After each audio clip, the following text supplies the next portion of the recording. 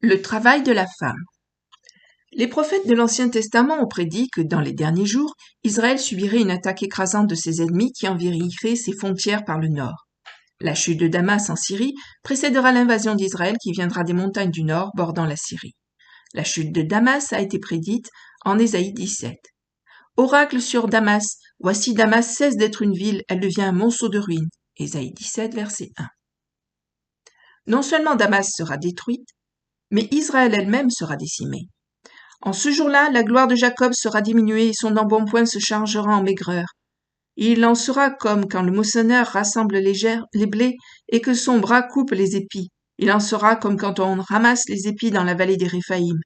Mais il y restera quelques glanures, comme quand on secoue l'olivier, 2-3 olives en haut de la cime, 4 ou 5 fruits aux branches fertiles, dit l'Éternel, le Dieu d'Israël. Ésaïe 17, versets 4 à 6. En fin de compte, Israël sera seul. Où sont ses alliés militaires? Où sont les États-Unis dans tout cela? La réponse: les États-Unis n'auront ni la capacité ni l'envie d'aider, ou les deux. Les États-Unis seront aux prises avec ses propres troubles accablants, chaos, troubles civils, catastrophes naturelles, invasion de forces ennemies dans sa patrie, effondrement économique, pandémie. Un ou tous ces éléments peuvent contribuer à sa disparition comme puissance mondiale. L'ensemble se déroulant pendant une année électorale donc instable, 2020, ici prévoir 2024. Parallèlement à l'implosion des États-Unis, les forces déployées contre Israël profiteront de cette fenêtre d'opportunité pour envahir Israël afin d'acquérir ses ressources naturelles.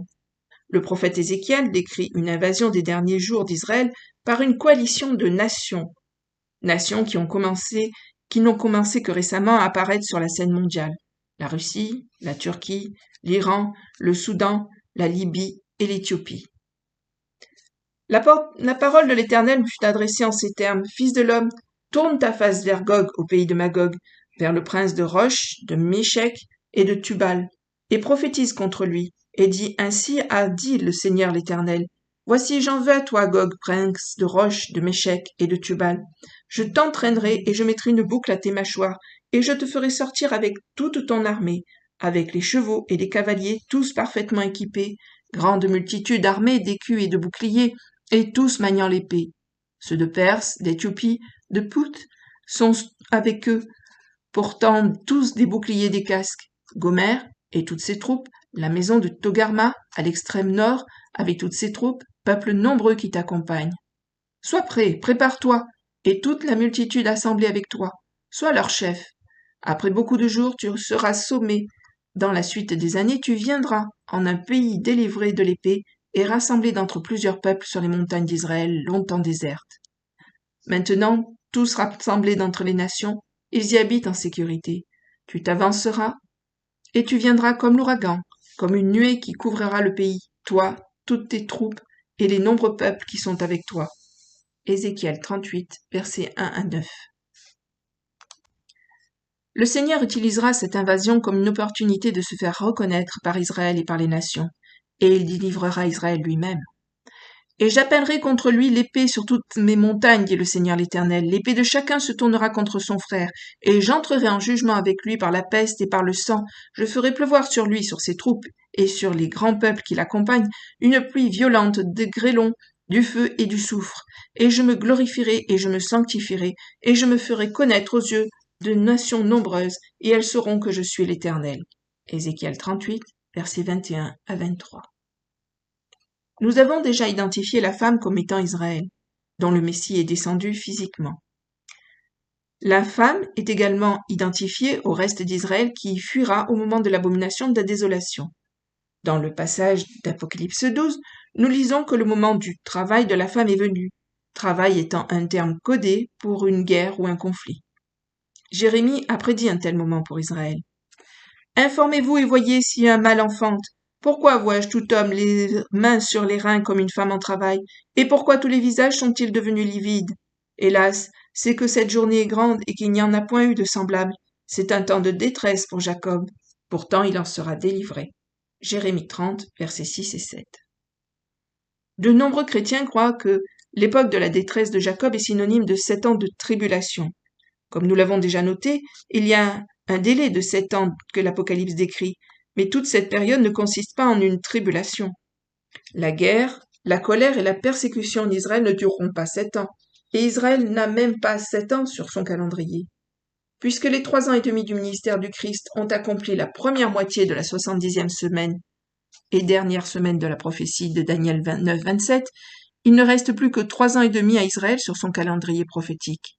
La dernière moitié de la semaine ne commencera pas tant que l'abomination de la désolation n'aura pas lieu au milieu de la semaine.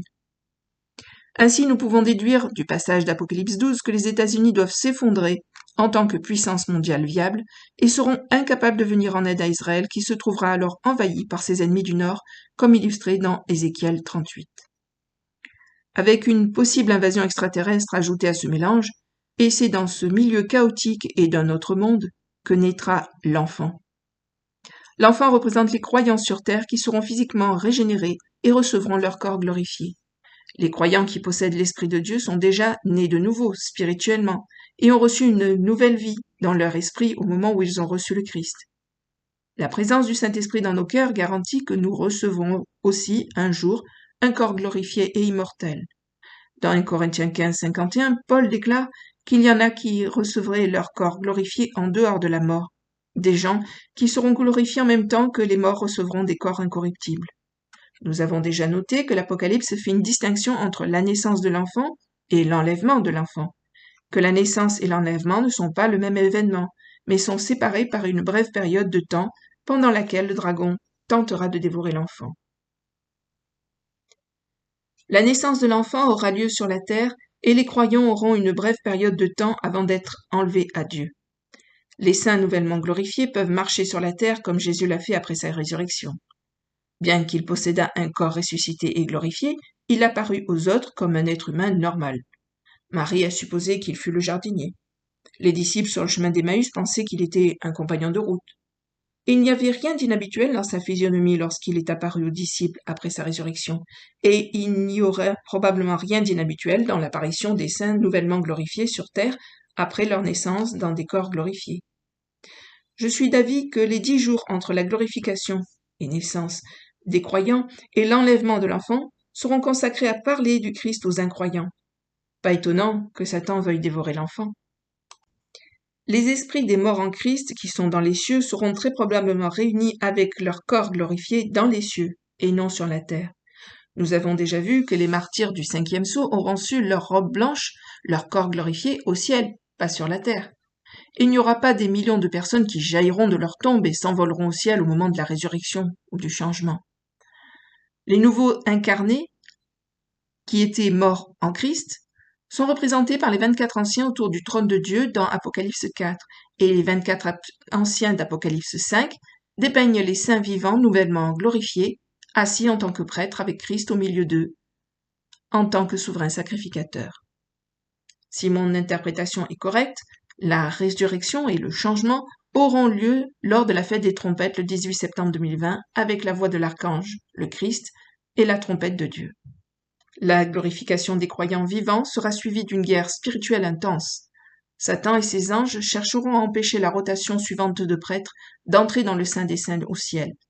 Les morts ressuscités et les croyants vivants, changés, qui composent la principale moisson des âmes de la moisson du blé, doivent être présents dans les cieux avant que Christ ne prenne le rouleau des mains de son Père et ne commence à juger la terre. L'enlèvement ou le ravissement des croyants vivants glorifiés aura lieu le jour du grand pardon, le 28 septembre 2020. Les 144 000 d'Israël seront scellés par l'Esprit 5 jours plus tard, lors de la fête des tabernacles, et le 8e jour de la fête les Juifs et les gentils seront baptisés du Saint-Esprit, comme cela fut prophétisé par Joël. Et il arrivera après ces jours que je répandrai mon esprit sur toute chair, vos fils et vos filles prophétiseront, vos vieillards auront des songes et vos jeunes gens des visions, et même sur les serviteurs et sur les servantes en ce jour-là, je répandrai mon esprit. Joël 2, versets 28 et 29. Note de la lectrice. Je rappelle que si les dates ont été décalées, s'il y a eu un délai, la façon de voir les choses, l'interprétation de comment elles vont s'enchaîner est intéressante à étudier, à connaître.